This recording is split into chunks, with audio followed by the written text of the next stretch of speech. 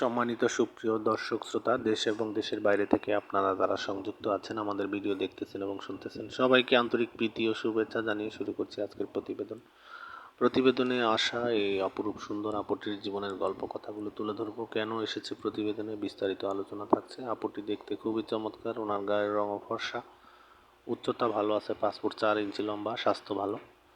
পড়াশোনা আপনার সপ্তম শ্রেণী পর্যন্ত পড়াশোনা করেছে, বেশি দূর পড়তে পারেনি। আর উনি বিবাহিতা, ওনার একটি 5 বছরের ছেলে বাবু আছে।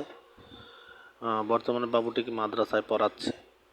আর উনি মুসলিম, উনি নামাজ কালাম পড়তে পারে, কোরআন পড়তে পারে। ওনার পরিবারে ওনার বাবা নেই, ওনার মা আছে আর ওনার বড় ভাই আছে। ভাইটি বিয়ে করে ওনাদের সাথেই থাকে।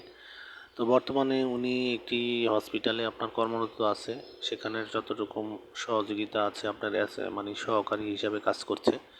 তো সেখান থেকে যতটুকু স্যালারি আসে কোনো মতে নিজের এবং ছেলের খরচটা চালায়। ওনার হাজব্যান্ডের সাথে ওনার আরও 6 মাস আগে আপনার ডিভোর্স হয়ে যায়। ওনার হাজব্যান্ড অন্য নারীতে আসক্ত হয়ে বিয়ে করে আলাদা থাকে, ওনাদের কোনো খোঁজখবর নেয় না।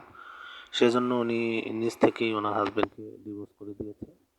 তো বর্তমানে ছেলের ভবিষ্যতের কথা চিন্তা করে উনি আবার নতুন করে জীবন শুরু করতে চায়। তো সেই জন্য উনি একজন ভালো মনের মানুষ বা দায়িত্ববান একজন লোকের খোঁজে প্রতিবেদনে এসেছে। কোনো সহযোগিতা চায় না। উনি চাচ্ছে ওনার সার্বিক অবস্থা জেনে শুনে যদি কেউ ওনাকে জীবনসঙ্গী করতে চায়, উনি বিয়ে বসতে রাজি আছে। পাত্রের বয়স বা চেহারা দিয়ে ওনার কিছু আসে যায় না, পাত্রকে অবশ্যই কর্মঠ হতে হবে।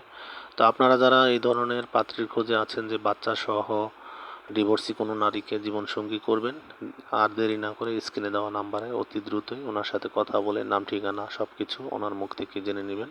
আর আমাদের চ্যানেলের ভিডিও নিয়মিত যারা দেখছেন, ভিডিও ভালো লাগলে একটি করে লাইক, কমেন্ট এবং ভিডিওটি শেয়ার করে আমাদেরকে সাপোর্ট করবেন এবং চ্যানেলটিকে সাবস্ক্রাইব করে রাখবেন, পাশে থাকবেন। পাশে ছিলেন সেই প্রত্যাশা নিয়ে আজকের মতো এখানে বিদায় নিচ্ছি। সবাই ভালো থাকুন, সুস্থ থাকুন, স্বপ্নভূমি চ্যানেলের সাথে থাকুন। আসসালামু আলাইকুম।